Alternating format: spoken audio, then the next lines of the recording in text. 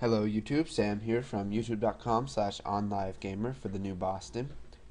And in this tutorial, we're going to be talking about the GetNames method or function in the system namespace and the enum class. Now, if you remember from the last tutorial, we used getValues. In this tutorial, we're using getNames. Now, it's not necessary that you know what we did in the last tutorial, but it'll probably help you. So, other than getValues, there's getNames and getName. So we'll go ahead and just create a little demo for this. Now you can see that we have list enum names, and we created that in the last tutorial for a purpose.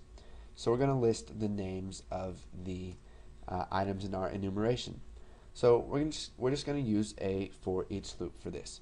So for each item as, and since we're using the name, we're going to go ahead and use string instead of integer because the items are string.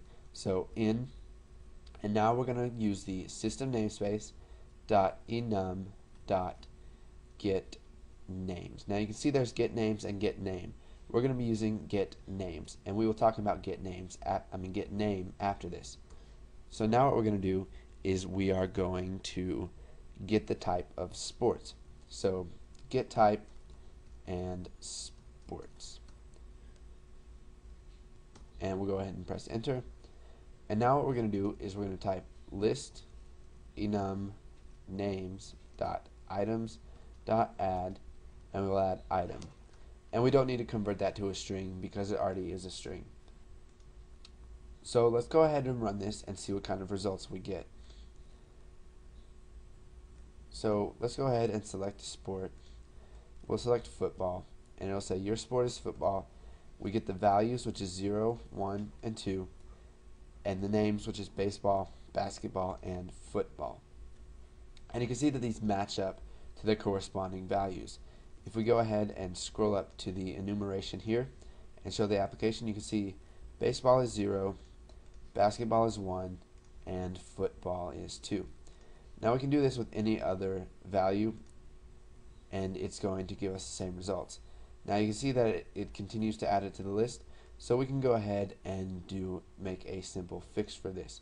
So we'll come down here below combo sports, and we'll type private sub clear lists. Okay, and inside of this we'll just type list enum names dot items dot clear and list enum values dot items dot clear. So this is just going to clear the items, and we need to call that each time button analyzes click, and that needs to be the first thing so it doesn't clear it after the stuff has been added. So let's go ahead and run this, and you can see that we can pick any sport. Let's do basketball this time. Analyze the sport. It gives us the everything right here, the names of the enumeration and the values inside of it, and we can do football, click analyze sport, and we get the same things. So now we can use what's called getName. Now what this does is instead of just getting all of the names of the enumeration, we can get a single one. So to do this, we're going to use everything the same as we used for getNames, but instead of just having one argument, we're going to need two. So we're going to have the enum type, and we're going to use get type of sport, so it'll get the type for us, and we need the value, and the value would be either 0, 1, or 2. So we can go ahead and let's say we'll put the value 2 in. So it's going to get the name of the value 2 in enumeration sports. So if we run this, we're going to go ahead and click football, and we'll analyze sport, and we get football right here.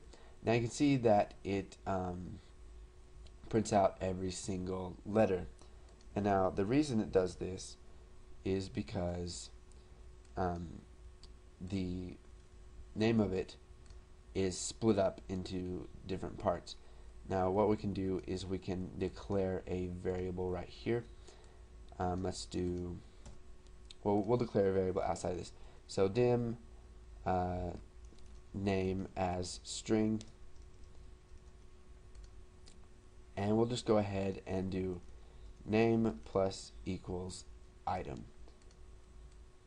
And now we'll take this out of here and do it after the for loop. And we'll just add name instead of item. And we'll just set this equal to nothing.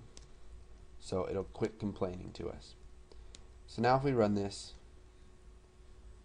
we can go ahead and analyze a sport. So let's select one, analyze sport, and we get football. So go ahead, work a little bit with GetNames and GetName.